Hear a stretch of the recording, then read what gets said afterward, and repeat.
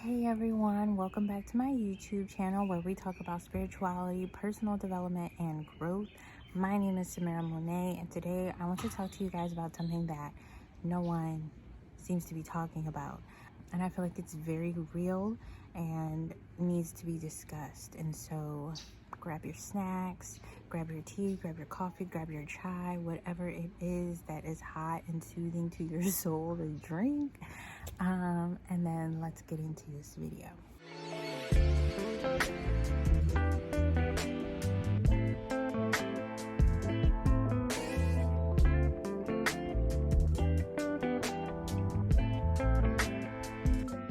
So I want to talk about the fact that it is okay to grieve the life that you wanted. It is okay to grieve the fact that you may not obtain the dreams that you once had. You know, there are certain circumstances in life that just kind of block you from getting certain things.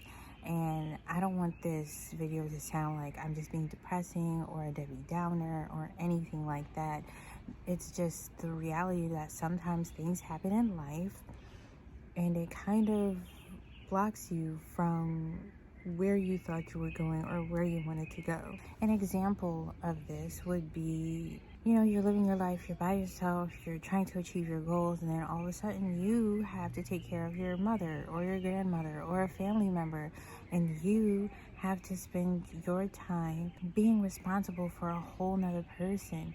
And you know, you didn't really have a desire to do this, but now you do. And so now there are certain things that you wanted, things like maybe you wanted to travel, or maybe you wanted to just have some peace and live alone and get away, or maybe you just, I don't know, but those things you just can't necessarily have anymore. And it seems as though the situation you're in is blocking you and threatening you from having what you want. And that's just one example.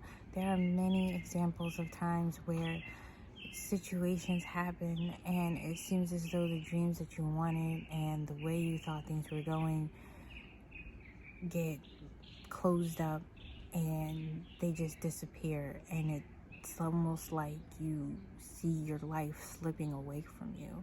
And you know, that can breed some anger and it can really cause a lot of pain. And so I just kind of want to talk about that today, just to kind of give some light on the situation and to kind of just give some tips as to how to navigate life when you are, or if you are going through a situation like this.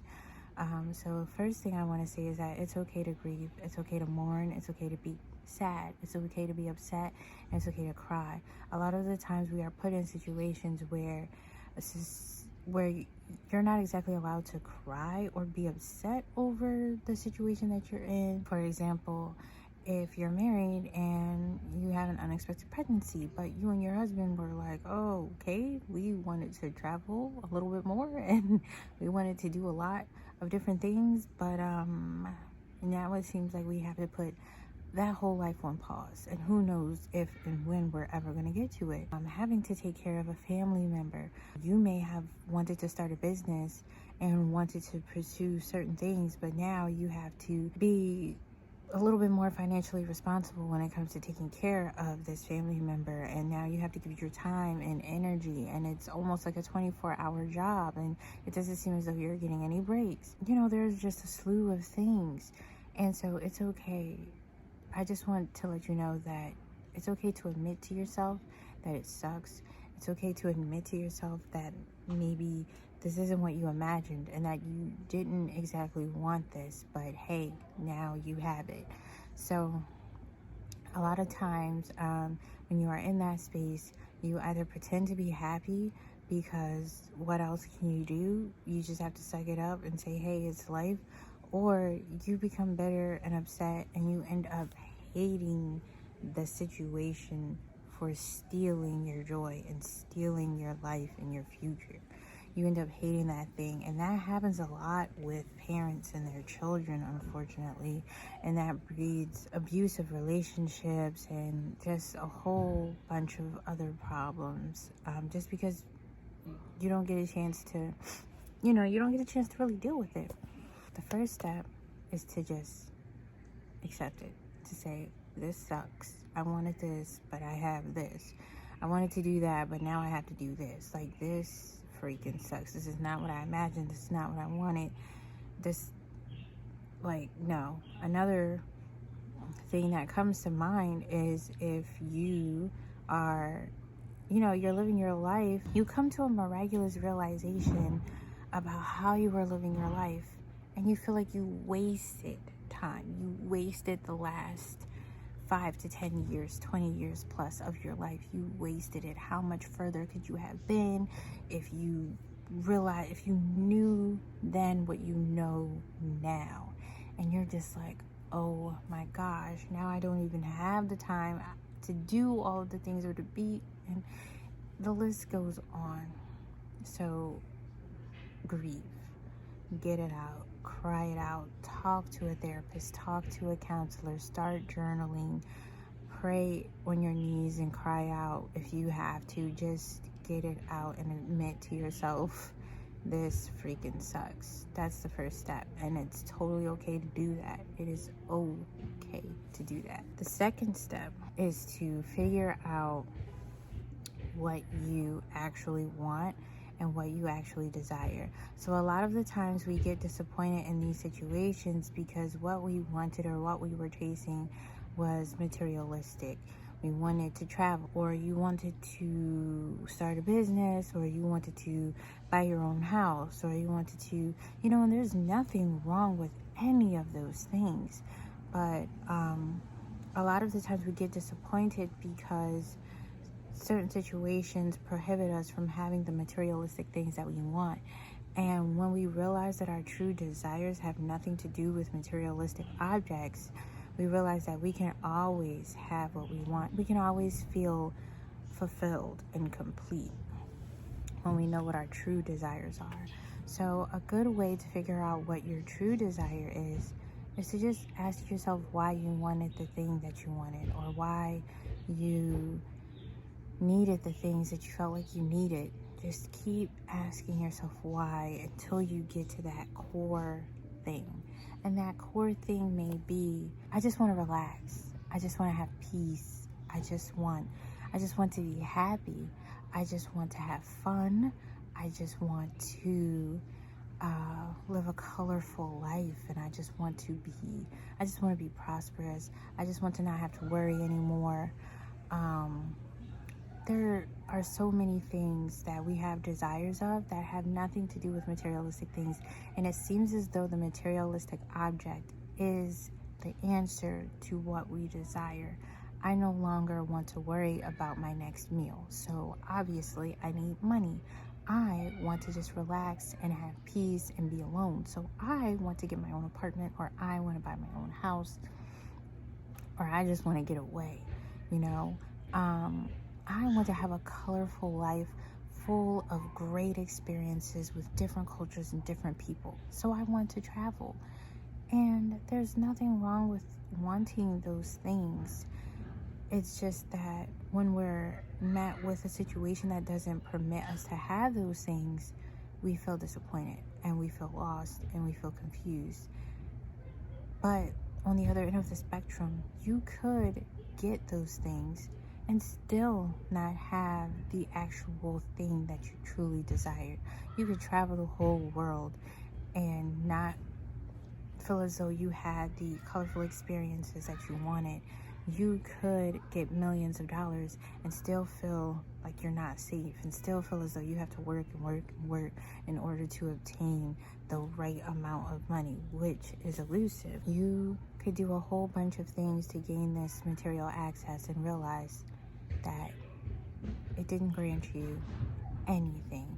So that is why it is very important to understand what your true desire is, because you can always obtain peace, you can always obtain joy, you can always obtain experiences. The third reason why it is important to understand what your desires are is because the universe works on intentions. Your spirit, everything about the world, and getting what you want and manifesting what you want, or whatever words you want to use there, it's all about your intention.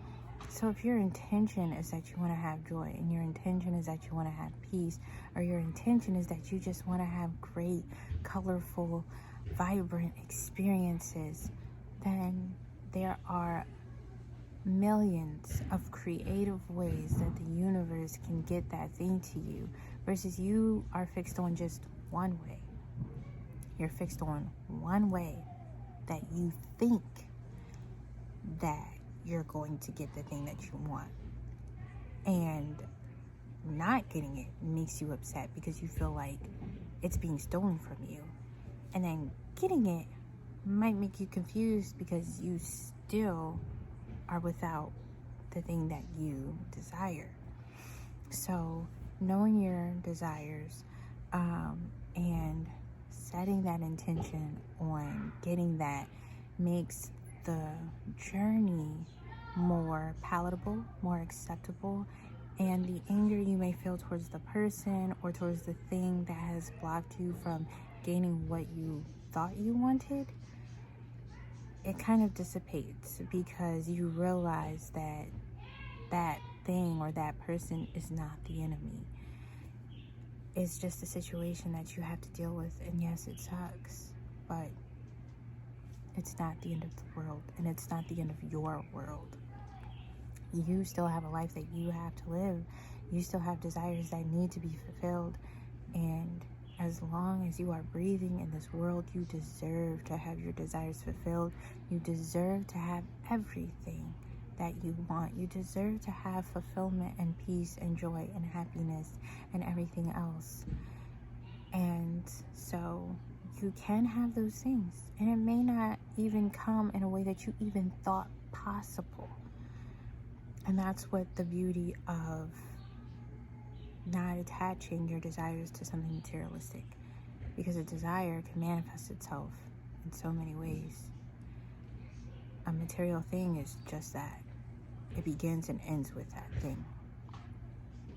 So I just hope that this message really encourages somebody that if you are in an undesirable situation, or you feel as though you're in a situation that literally has taken the life that you wanted right before your eyes, you feel like you're seeing your dreams dead on the ground, you can get back up. The dream isn't dead. It's just the thing that you attached to it that died. So be a dreamer again. Grieve the life. Grieve everything that you wanted. And I know I'm speaking from experience. Grieve it. Be upset about it. Talk about it.